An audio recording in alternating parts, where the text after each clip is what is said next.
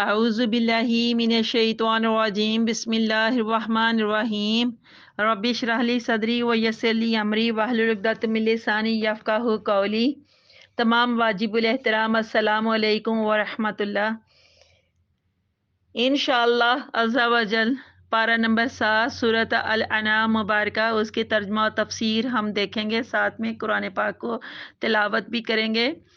اور انشاءاللہ عز و جل اللہ تعالی ہمیں اس میں برکت عطا فرمائے اور قرآن کی صحیح سمجھ بوجھ عطا فرمائے، اور ہماری جو زندگیاں ہیں وہ اس کے مطابق اللہ تعالی ہمیں استوار کرنے کی اور ان تمام احکامات الہیہ کے اوپر عمل کرنے کی بھی اللہ تعالی ہمیں توفیق عطا فرمائے۔ تمام واجب الاحترام سورۃ الانعام مبارکہ شروع کرنے سے پہلے اس کی کچھ باتیں، جو چند باتیں ذرا وہ جو غور طلب ہیں وہ دیکھتے ہیں اللہ تعالیٰ نے اس میں کیا فرمایا ہے۔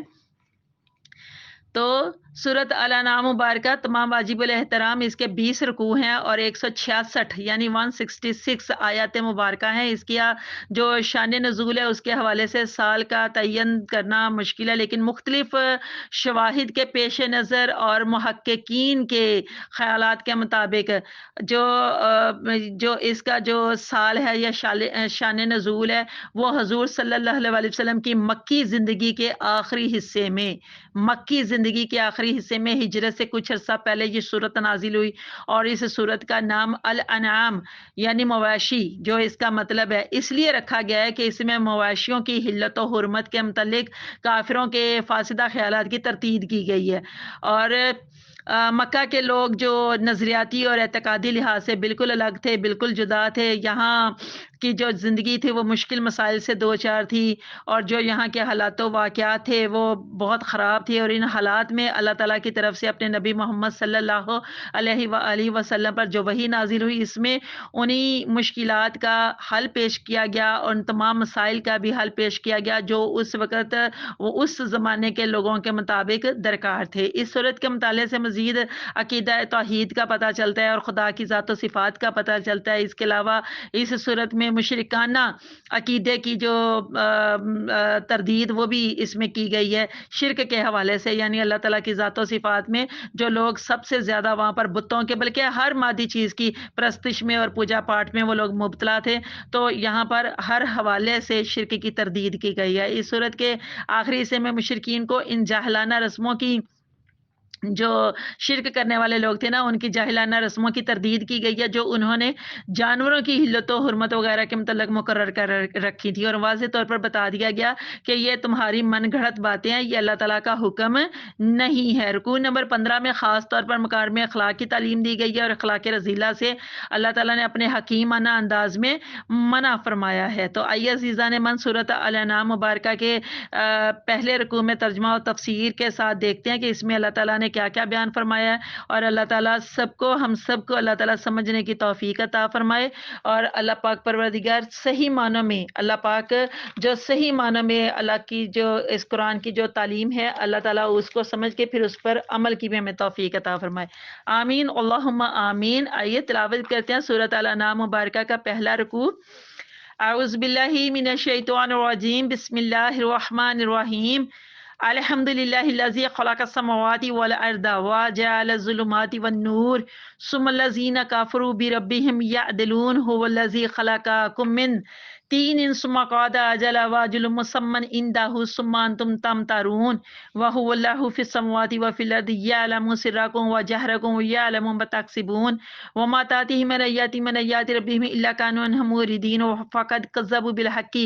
لما جاءهم فسوف يأتيهم أنباء ما كانوا به يستهزئون ألم يروا كم أهلكنا من قبلهم من قرن مكناهم في الأرض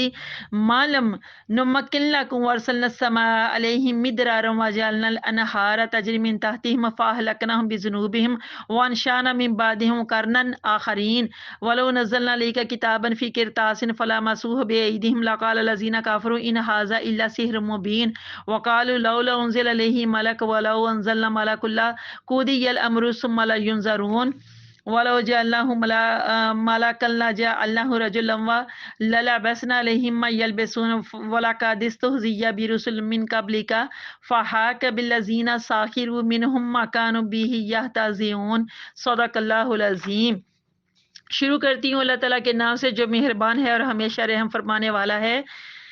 اللہ تعالیٰ فرماتے ہیں الحمدللہ الذی خلق السماوات والارض، ساری تعریفیں، تمام تعریفیں، سب تعریفیں اللہ کے لیے ہے جس نے آسمان اور زمین کو پیدا فرمایا، تخلیق کیا۔ وجعل الظلمات والنور، اور اندھیروں کو اور نور کو بنایا۔ ثم الذین کفروا بربہم یعدلون، اور جنہوں نے کفر کیا، اللہ کہتے ہیں ثم پھر، اللہ کہتے ہیں پھر جنہوں نے کفر کیا اپنے رب کے ساتھ، یعنی کہ جنہوں نے کفر کیا اپنے رب کے ساتھ، یعنی کہ اوروں کو یعنی کہ جو دوسرے شرک کے حوالے سے بات ہو رہی ہے وہ برابر ٹھہرا رہے ہیں۔ هو الذی، اب یہاں پر خاص طور پر بات توجہ سے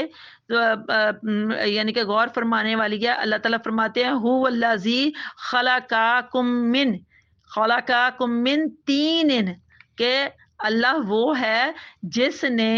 جس نے تمہیں تین مٹی سے پیدا کیا ہے۔ ثم قعد اجلا، پھر مقرر کی ایک میعاد، و اجل مسمى عندہ، اور ایک میعاد مقرر ہے اللہ کے نزدیک، عندہ اس کے نزدیک یعنی اللہ کے نزدیک۔ ثم انتم تمترون، اور اللہ کہتے ہیں پھر بھی تم شک کر رہے ہو۔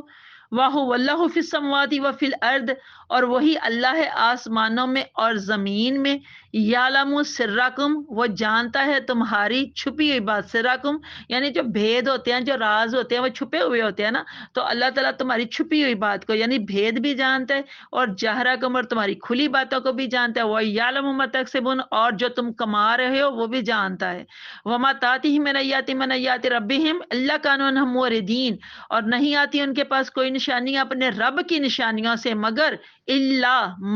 وہ ہو جاتے ہیں اس سے منہ پھیرنے والے، روگردانی کرنے والے۔ فقط کذبوا بالحق لما جاءہم، بے شک اللہ کہتے ہیں اللہ کہتے ہیں بلا شبہ انہوں نے جھٹلایا، کذبوا جھٹلایا، بالحق حق کو، جب وہ آیا ان کے پاس، لما جب، اللہ کہتے ہیں جب حق ان کے پاس آیا تو انہوں نے یعنی کہ کافروں نے، منکروں نے، مشرکوں نے، اللہ کہتا ہے انہوں نے اس کو جھٹلایا۔ فسوف یاتہم انباء ما کانوا بہ یستہزئون، سو اب آیا چاہتی ہیں ان کے پاس خبریں اس چیز کی جس کے ساتھ وہ مذاق کیا کرتے تھے۔ علم یارو کم اہلکنا من قبلہم من قرن مکناہم فی الارض، اللہ کہتا ہے کیا نہیں دیکھا، علم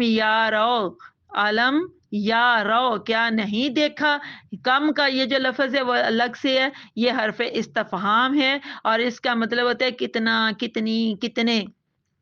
تو اللہ کہتا ہے کم، کتنا، اہلکنا ہم نے ہلاک کر دیا، کس کو، من قبل ہی تم سے پہلے، من کرن کہتے ہیں قوم کو، بستی کو۔ اللہ فرماتا ہے کہ کیا نہیں دیکھا انہوں نے کہ ہم نے ان سے پہلے کتنی قوموں کو، کتنی بستیوں کو ہلاک کر دیا، اور جنہیں ہم نے مکنہم فی الارض، کے زمین میں ایسا تسلط دیا تھا کہ ملم نمکن لکم، کہ جو ہم نے تمہیں نہیں دیا۔ وَأَرْسَلْنَا السَّمَاءَ عَلَيْهِم مِّدْرَارًا، اللہ کہتا ہے اور ہم نے بھیجے بادل ان پر موسلادھار برسنے والے، یعنی آسمان سے موسلادھار جو بارش برسانے والے جو بادل تھے، اللہ کہتا ہے وہ ان کے اوپر بھیجے۔ وَجَعَلْنَا الْأَنْهَارَ تَجْرِي مِن تَحْتِهِمْ، اور ہم نے نہریں بنا دی جو بہتی تھی ان کے نیچے سے، ان کے نیچے سے مطلب ان کے گھروں کے نیچے سے، ان کے باغوں کے نیچے سے۔ فَأَهْلَكْنَاهُمْ بِذُنُوبِهِمْ، اور اللہ کہتا ہے پھر ہم نے ان کو ان کے گناہوں کی وجہ سے، ذنوب ذم کی جمع ہے، ذم کہتے ہیں ایک گناہ کو، اور ذنوب کہتے ہیں بہت سارے گناہوں کو، یہ جمع کا صیغہ ہے۔ اللہ کہتے ہیں پھر ان کے گناہوں کی وجہ سے ہم نے ان کو ہلاک کر دیا۔ من بعدہم، اللہ کہتے ہیں اور پیدا کر دی ہم نے ان کے بعد، ذرا غور فرمائیے، اللہ کہتے ہیں کہ وانشانا من بعدہم قرنا آخرین، اور ہم نے پھر ان کے بعد ایک اور قوم کو ہم نے، اللہ کہتے ہیں پیدا کر دیا۔ وَلَوْ نَزَّلْنَا عَلَيْكَ كِتَابًا فِي قِرْطَاسٍ، اور اگر ہم اتارتے آپ پر کتاب، کرتاس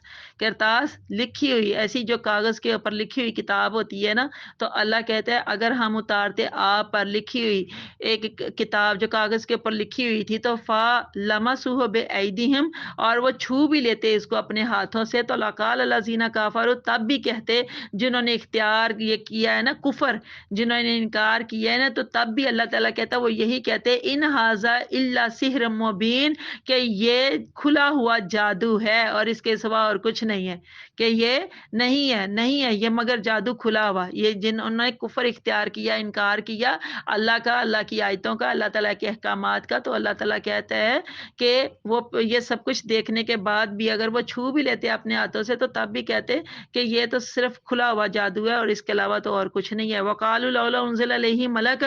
اور یہ فرمائش ہے جو کافروں نے، انہوں نے، مشرکوں نے کی تھی کہ اللہ ہمارے اوپر فرشتہ اتارو جو ہمیں آ کر اس بات کی تصدیق کرے کہ یہ تیرا نبی ہے، یہ تیرا رسول ہے، تو پھر ہم ایمان لے آئیں گے۔ اب یہ وہ بات ہونے لگی ہے۔ وَقَالُوا لَوْلَا أُنزِلَ عَلَيْهِ مَلَكٌ، اور بولے کیوں نہ اتارا گیا ان پر فرشتہ، یعنی انہوں نے فرمائش کی کہ ہمارے اوپر کیوں نہ فرشتہ اتارا گیا۔ وَلَوْ أَنزَلْنَا مَلَكًا لَقُضِيَ الْأَمْرُ ثُمَّ لَا يُنظَرُونَ، اور اللہ فرماتا ہے اور اگر ہم اتارتے فرشتہ تو فیصلہ ہو گیا ہوتا ہر بات کا، پھر انہیں مہلت نہ دی جاتی۔ وَلَوْ جَعَلْنَاهُ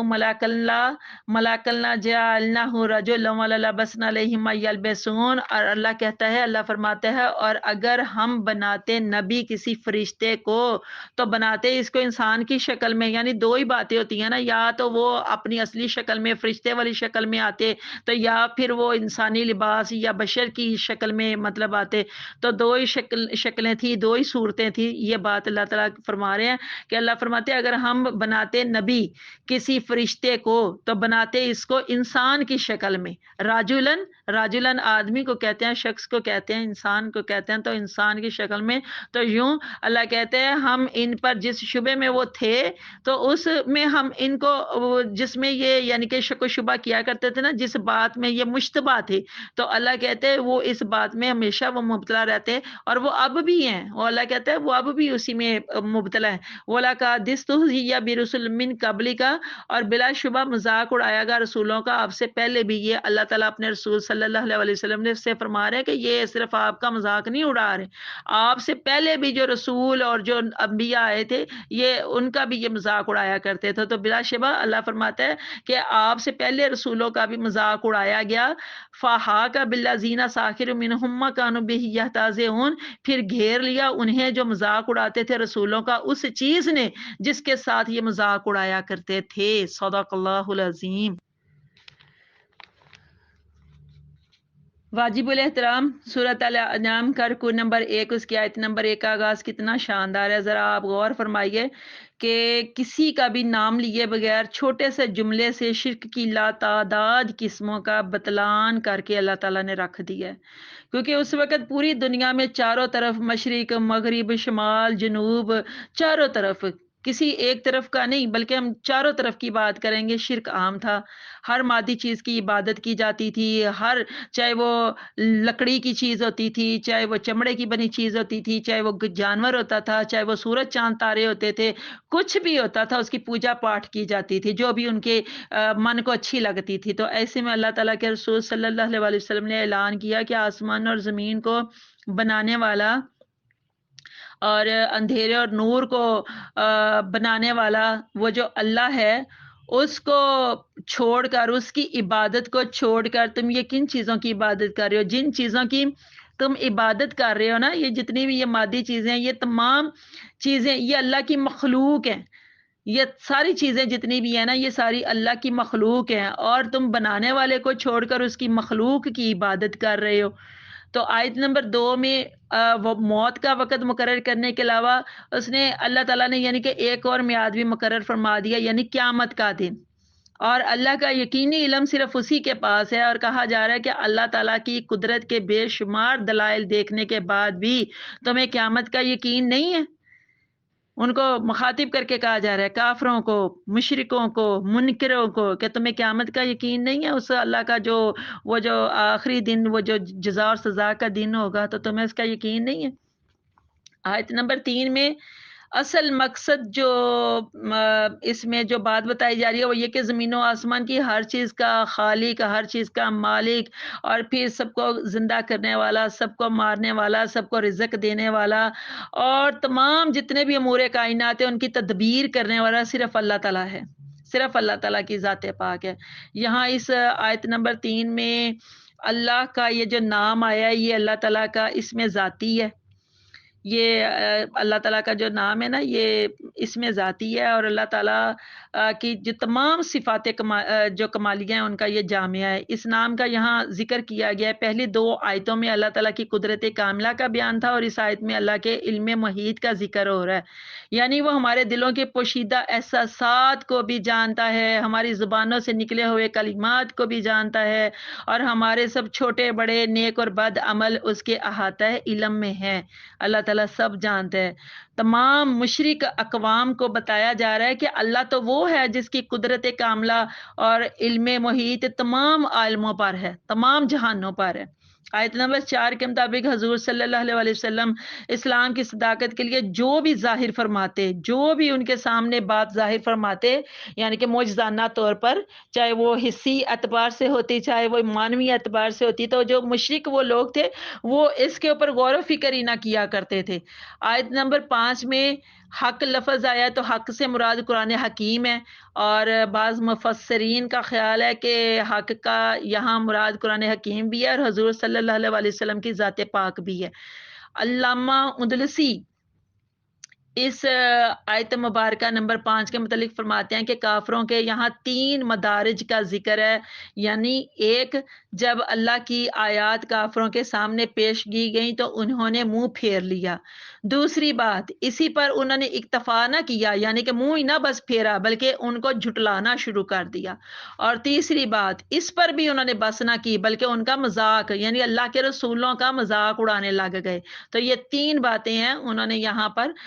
بتائی کہ یہ 3 درجے ہیں جو ایک ہی آیت کے اندر بتائے گئے ہیں۔ آیت نمبر 6 میں اللہ تعالیٰ کے فرمان کے مطابق جب کافروں نے توحید میں غور و فکر کرنے کے بجائے ان کا مذاق اڑانا شروع کر دیا، تو پہلی گمراہ قوموں کے بھیانک انجام کا ذکر کر کے انہیں خبردار کیا جا رہا ہے کہ یہ قوم عاد کو دیکھ لو، قوم سمود کی یہ جو ویران بستیاں ہیں جن کو کئی بار تم دیکھ چکے ہیں، یہاں کے بسنے والے تم سے زیادہ خوشحال تھے، مال و دولت کی بھی ان کے پاس فراوانی تھی، ان کے جو کھیت تھے وہ سونا اگلا کرتے تھے، لیکن جب انہوں نے اللہ کی حدوں کو توڑنا شروع کیا تو اللہ کا قانون حرکت میں آیا اور وہ اپنے گناہوں کی پاداش میں ایسے عذاب میں مبتلا کر دیے گئے جس نے ان کو نیست و نابود کر دیا، اور آج ان کے جو نام ہے وہ بھی اللہ تعالیٰ نے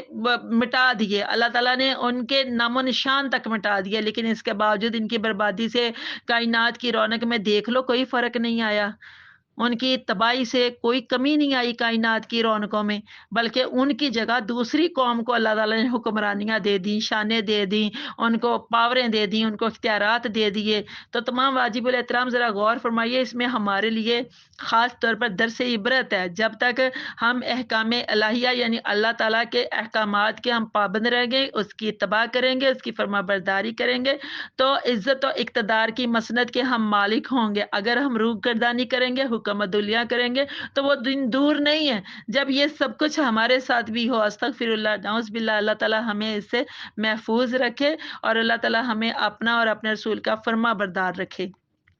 آیت نمبر 7 اور 8 میں کافروں کی فرمائش ہے، کافر کہنے لگے کہ ہم اس شرط پر ایمان لانے کو تیار ہیں کہ آسمان سے ایک فرشتہ اترے اور وہ ہمیں بتائے کہ آپ واقعی اللہ تعالیٰ کے رسول ہیں، اور اس کا جواب یہ فرمایا گیا کہ اگر تمہاری یہ شرط پوری کر دی جائے تو تمہاری ہلاکت یقینی ہے۔ فرشتہ اگر اپنی اصلی صورت میں نمودار ہو تو اس کے جلال سے تمہارا دم نکل جائے گا، اور اگر تمہاری یہ فرمائش پوری بھی کر دی جائے، اللہ تعالیٰ فرماتا ہے کہ پوری بھی کر دی جائے اور اس کے بعد بھی تم ایمان نہ لائے تو تمہارے اوپر پھر ایسا عذاب مسلط کر دیا جائے گا جو تمہاری جڑوں کو بھی اکھاڑ کے رکھ دے گا۔ استغفر اللہ۔ آیت نمبر 9 کے مطابق جو حق کے منکر تھے ان کی نگاہیں صرف حضور صلی اللہ علیہ وسلم کی بشریت تک محدود تھیں، وہ صرف ظاہری جو حضور صلی اللہ علیہ وسلم نے ایک بشر کا جو چولا لبادہ جو اللہ تعالیٰ نے ان کو پہنایا تھا، صرف ان کی نگاہیں وہاں تک محدود تھیں، اس لیے انہوں نے یعنی کافروں کی، منکروں کی اور مشرکوں کی بات ہو رہی ہے کہ حضور صلی اللہ علیہ وسلم کو اپنے جیسا بشر سمجھ کر نبوت کو تسلیم کرنے سے انکار کر دیا تھا۔ اللہ تعالیٰ ارشاد فرماتے ہیں کہ اگر فرشتے کو نبی بنا کر تمہاری ہدایت کے لیے بھیجا جاتا ہو تو اس کی 2 صورتیں تھیں، یا تو وہ اپنی فرشتوں والی شکل میں سامنے آتا یا پھر انسانی لباس میں۔ پہلی صورت میں یعنی وہ فرشتوں والی شکل میں اگر آتا تو فرشتے کی ہیبت اور جلال سے تم استفادہ نہ کر سکتے بلکہ استفادہ کرنا ہی ناممکن ہوتا، اور دوسری صورت میں یہ منکر انہی شک و شبہات میں مبتلا ہو جاتے جن میں وہ اب بھی مبتلا ہیں۔ आयत नंबर 10 में अल्लाह ताला अपने महबूब को तसल्ली दे रहे हैं कि ये कोई नई बात नहीं है कि ये लोग नबी का मजाक उड़ाते हैं। आपसे पहले भी ये अंबिया के साथ ऐसा ही सलूक कर चुके हैं और अल्लाह ताला फरमाते हैं कि इन लोगों की इन्हीं बेअदबियों की वजह से ये लोग बर्बाद कर दिए गए और ये भी अल्लाह कहता है कि कर दिए जाएंगे। यानी कि वो जो पहले लोग थे अपने अंबिया और रसूलों के, वो बेअदब थे, गुस्ताख थे, कत्ल तक नाहक किया करते थे, तो अल्लाह ताला ने फरमाया कि फिर उनको बर्बाद कर दिया गया। तो अल्लाह ताला कहता है ये भी अगर बाज नहीं आए तो इनके साथ भी हम वही बर्ताव करेंगे, सलूक करेंगे जो इनसे पहले लोगों के साथ हमने किया है। अस्तगफिरुल्लाह। अल्लाह ताला हमें माफ़ फरमाए इन तमाम बातों से, नाफरमानियों से, बेअदबियों और गुस्ताखियों से और ख़ास तौर पर शिर्क से। हर वक़्त अल्लाह ताला की पनाह मांगा कीजिए हर तरह के शिर्क से और शैतान के शर से। अल्लाह ताला हमें अपनी पनाह में रखे। रुकू नंबर 1 मुकम्मल हुआ। अल्लाह ताला आप सबका हामी और नासिर हो और दुआ करते हैं कि अल्लाह ताला जहाँ-जहाँ हमारे मोमिन बहन भाई बीमार हैं, लाचार हैं, मजबूर हैं, सैलाब ज़दगान हैं, इस वक़्त मुश्किल हालात से दो चार, अल्लाह सबकी गायब से मदद फ़रमाए और अल्लाह पाक सबके ऊपर अपना फ़ज़ल व करम नाज़िल फ़रमाए। आमीन अल्लाहुम्मा आमीन। अल्लाह हाफ़िज़। मैं professor Salma Nahid YouTube channel Quran हमारी ज़िंदगी में आप सबको खुशामदीद कहती हूँ। तमाम मुअज़्ज़ज़ ख़वातीन व हज़रात, ये आपके लिए बनाया चैनल जिसमें कुरान मजीद को तिलावत, तर्जुमा और तफसीर के साथ इंतहाई सादा और आसान अल्फाज के साथ मैं पेश कर रही हूँ। अल्लाह ताला ये मेरी काविश को कबूल फ़रमाए और हम सब को दुनिया और आखिरत की भलाई अता फ़रमाए। आप सबसे गुजारिश है कि मेरी हौसला अफजाई की जाए, मेरी रहनुमाई फ़रमाई जाए और मेरे इस चैनल कुरान हमारी ज़िंदगी को आप सब लाइक भी कीजिए, कमेंट भी कीजिए और सब्सक्राइब के साथ साथ बेल आइकन को भी दबा दें ताकि मेरी तमाम वीडियोस आपको बर वक्त मिलती रहें। अल्लाह ताला आप सबका हामी और नासिर हो। अल्लाह हाफिज़।